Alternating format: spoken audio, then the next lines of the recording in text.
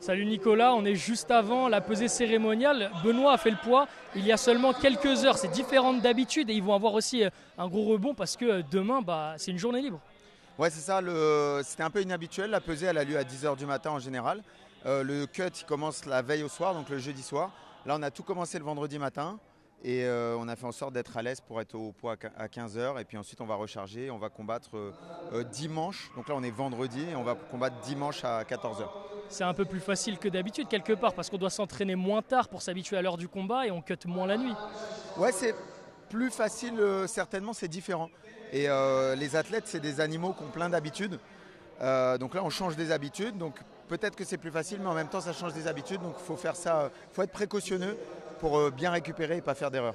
Comment ça s'est passé votre acclimatation ici? Parce que quand on s'est vu lundi au tout début de la Fight Week, tu nous as dit on a pris de l'avance, on a déjà pris le temps de kiffer le pays, de se balader, etc. Maintenant, le mindset, il a l'air plus focus. Ouais, ce que j'aime bien faire, c'est quand on arrive à l'avance et qu'on a un peu de temps, on essaie de découvrir un peu la ville parce que c'est une belle ville, on essaie de sortir, on essaie d'être relax. Il ne faut pas être tendu trop tôt, il ne faut pas être trop concentré trop tôt, pas perdre de l'énergie.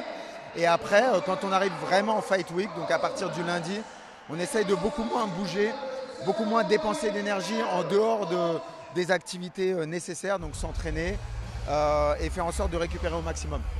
Comment vous gérez l'état de forme global de Benoît? Parce qu'il enchaîne beaucoup de combats, c'est quelque chose que tu as précisé toi-même. Alors certes, il a combattu que 15 secondes contre Dariush, mais il y a aussi une prépa, il y a aussi un cutting. Comment vous gérez tout ça? Ouais, c'était vraiment une des priorités là sur ce Fight Camp. Benoît, il fait son 4e combat en peut-être 10 mois, 9 mois, 10 mois. Et donc il y a la nécessité sur les fight camps de ne pas se blesser, de ne pas faire d'erreurs, d'arriver reposé au combat, etc. Et ça, c'était un des enjeux majeurs. Moi, je fais ce que j'appelle du micro-management, c'est-à-dire que j'ai la possibilité au jour le jour d'adapter la charge de travail en fonction de l'état de forme, d'adapter les sparring partners, d'adapter les thèmes de travail. Et c'est ce qui nous permet de réussir à enchaîner autant de combats en aussi peu de temps. Quand on a demandé à Benoît cette semaine s'il comptait un peu laisser se reposer la machine après celui-là, en cas de performance éventuellement, il a dit que c'était un sport d'opportunité. Est-ce que toi, tu mettrais un frein à ça? Écoute, il n'y a pas de frein. La volonté pour nous, bien évidemment, c'est de se reposer après ce combat. Moi, ce que j'aimerais, c'est lui laisser un bon mois de repos en dehors des tatamis pour reposer le corps, mais aussi l'esprit, et qu'après, il revienne tranquillement pour qu'on fasse un travail de fond et préparer la suite.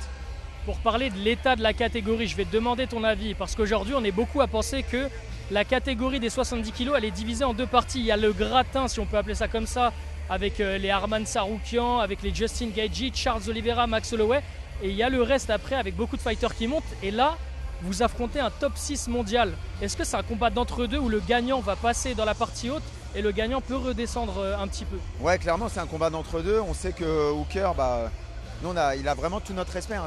C'est quelqu'un qui a beaucoup brillé, notamment contre des grappleurs. On sait qu'il a brillé contre Gamrot. On sait qu'il a mis KO Gilbert Burns. On sait qu'il a un grappling qui est costaud, qui est solide. On sait qu'il a une bonne défense de lutte et on sait qu'il a un striking qui est létal. Donc il a tout notre respect et nous, on l'a préparé de la meilleure des façons. Ouais. Juste après la pesée, justement, on lui a parlé de la physionomie du combat et puis il a dit mais il va venir pour lutter, arrêtez de le prendre pour un striker. C'est un mec qui a le style de Arman. Est-ce qu'il pourrait être surpris quelque part? Peut-être que lui aussi il pourrait nous surprendre. Tu sais, il est en train de parler de guerre. Et en fait, moi, quand je regarde les combats d'Dan Hooker contre des grappleurs, je le vois beaucoup se déplacer. Je le vois beaucoup essayer de trouver le bon shot. Donc on va voir quelle version de Hooker on va avoir. Mais voilà, on est prêt à toute éventualité. Au niveau des relations, parce que ça va être votre 4e combat ensemble avec Benoît si je ne me trompe pas, on a une team très homogène, on a Maxime François notamment sur le côté lutte, on a un nouveau venu aussi, Anthony, qui bosse sur la partie boxe anglaise, et toi qui chapeaute le tout, évidemment il y a beaucoup de noms qu'on ne pourra pas citer. Comment ça se traduit justement ces relations qui mûrissent? L'idée c'est toujours de mettre l'athlète au centre du projet, de réunir le plus d'expertise possible. Moi je suis toujours très très fier de pouvoir entourer mes athlètes de quelqu'un comme Maxime François qui est le top de la lutte en France, de quelqu'un comme Anthony Brett qui était quand même entraîneur de l'équipe de France de boxe anglaise, quelqu'un comme Chris Saboka, etc., etc. Et dans tous les domaines, on essaye de faire appel au plus haut niveau d'expertise, que ce soit dans l'équipe technique, le staff, mais aussi dans les partenaires d'entraînement. Parce qu'à la salle, sur ce camp, on a eu Tidjani, 6 fois champion du Glory, on a eu Youssef Bouganem, on a eu Damien Alamos, on a eu Losen Keta.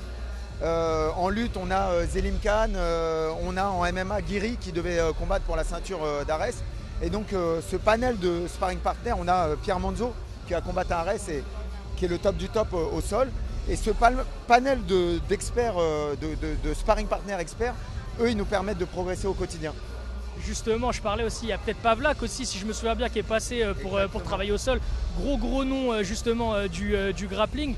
En fait, c'est cette façon de travailler quelque part qui te permet d'accéder au top du top. Comme ça a été le cas avec Nassour, c'est un projet où l'athlète est beaucoup plus au centre finalement. C'est ça, l'idée de tout le projet, c'est de construire un camp d'entraînement autour de l'athlète et de réunir le maximum d'artistes martiaux.